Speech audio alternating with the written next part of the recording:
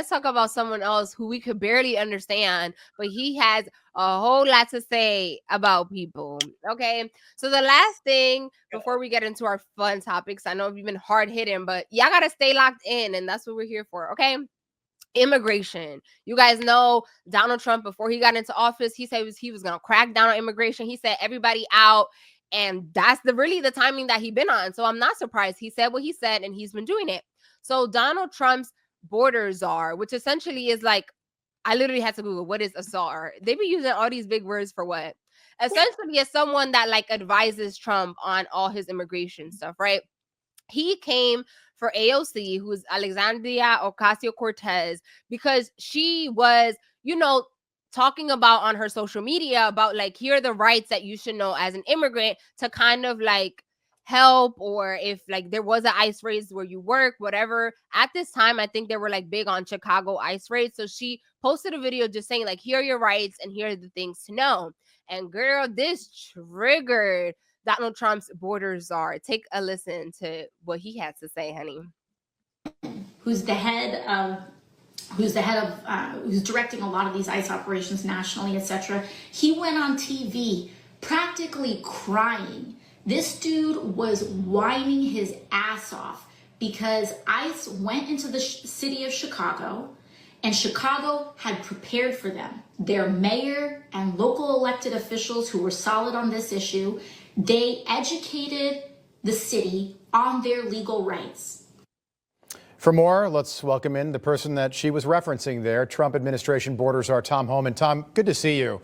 I know you've been asked this question before, but I don't care. How do you respond to that? But what do you make of that an elected official is saying that kind of thing?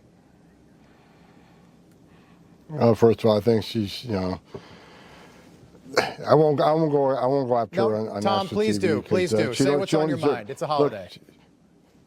Look, she's the dumbest congresswoman ever who listens to Congress, and she proves that every day.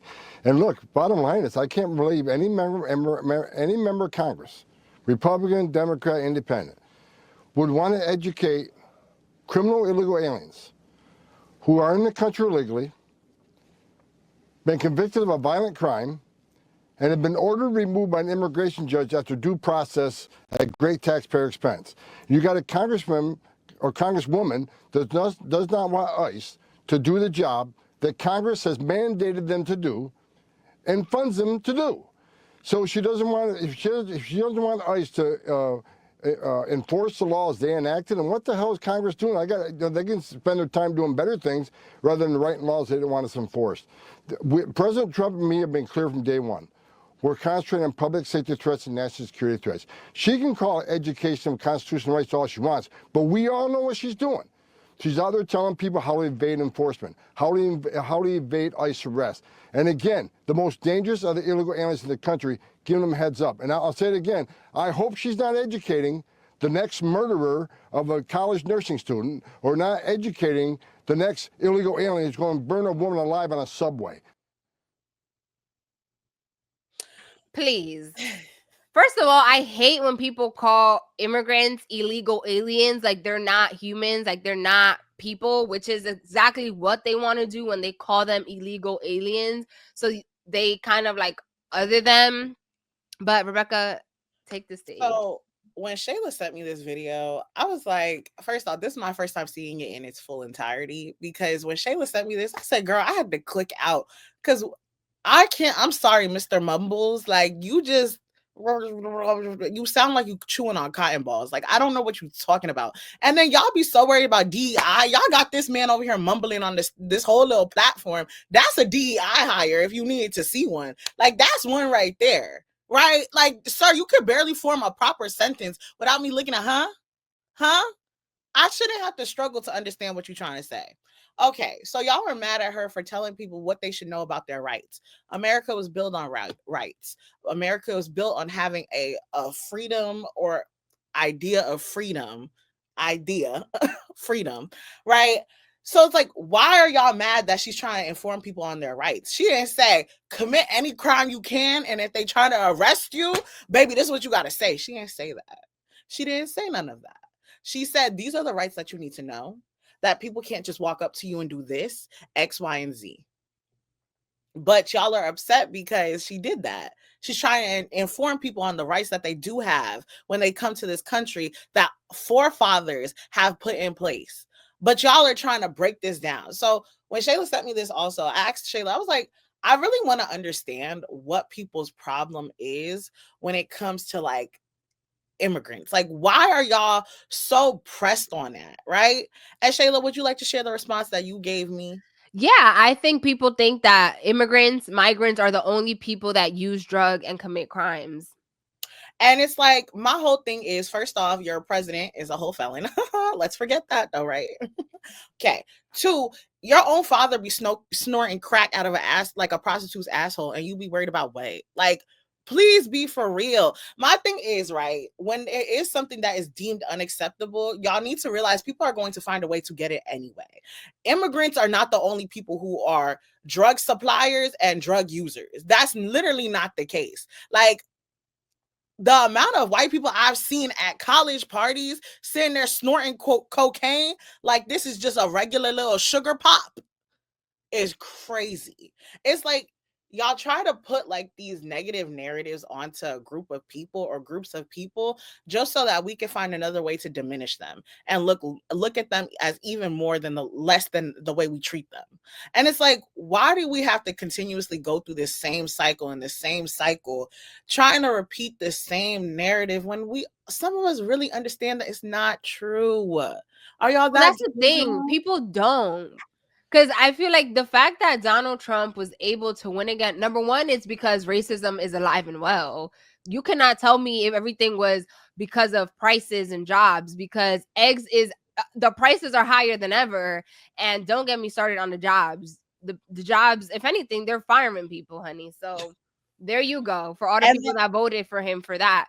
And also, oh, go ahead. Now, I just wanted to mention, so like on Valentine's Day, last week we were talking about, oh my God, we love Valentine's Day, this, that, and the third. Mm-hmm. You got Trump talking about roses are red, violets are blue, come here illegally and we will deport you. Sir.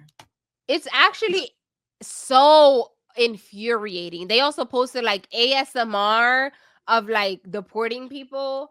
And again, I want to make this extremely clear. If you think that the only people that are committing crimes are immigrants and migrants, you need to check yourself, because that is not true. They're trying to sell you that lie. And I guess maybe if you live in a predominantly white community, you might feel like that is the truth, but step outside your box, step outside your bubble, because as someone that lives in a majority minority community, that is not the case. A lot of people that do the hardcore drugs, like Rebecca mentioned, are white, because you know what? They could probably get away with it. And they do come to these towns, right? Like Patterson, to get their hardcore drugs, and then they go back to their white nice town. So then we get in trouble, but y'all looking sitting real pretty in your white neighborhoods. So I think it's actually so infuriating how when white people commit crimes, it's like, oh, well, no, they had a tough childhood, they baby it all. But when it's anybody, regardless of if you have papers or not,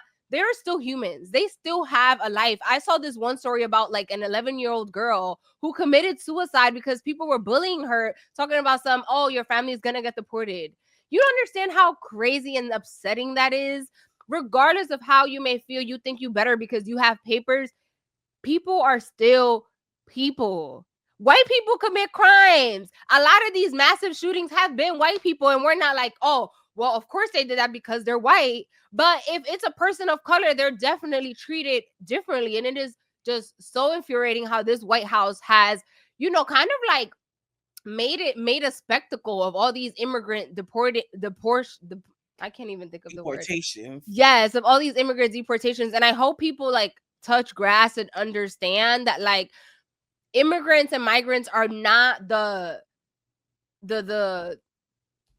like boogeyman that Trump is trying to make you believe that they are. And I just want to make this quick point really quickly. So when I was on TikTok earlier, there was this white dude who basically got on there. He was just like, a lot of y'all are racist. And then, like, if you ever say like, oh, I'm not racist, like when you hear people of color saying Black Lives Matter or like Black love and stuff like that, and you automatically feel like a sense of like anger, it's like that is your racism. Like that right there, that anger that you feel, like that little spike, like little sprick of like tension that you automatically get, that is racism. Why do you feel like you need to be a part of everything? Why do you feel like you need to be the center of focus in other people's lives when they are trying to celebrate something that's specifically for them?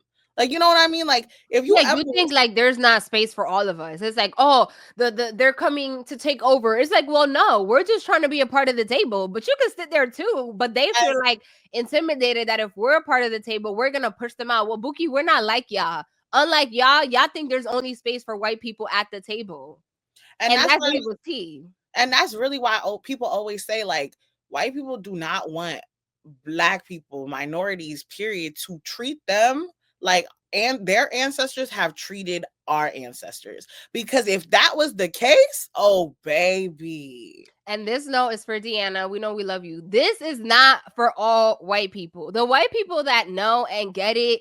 I have white friends that I know they rock with me. This is for the if the shoe fit, wear it. That's what I'm trying to say. We have our good white people. They know what's up. Let's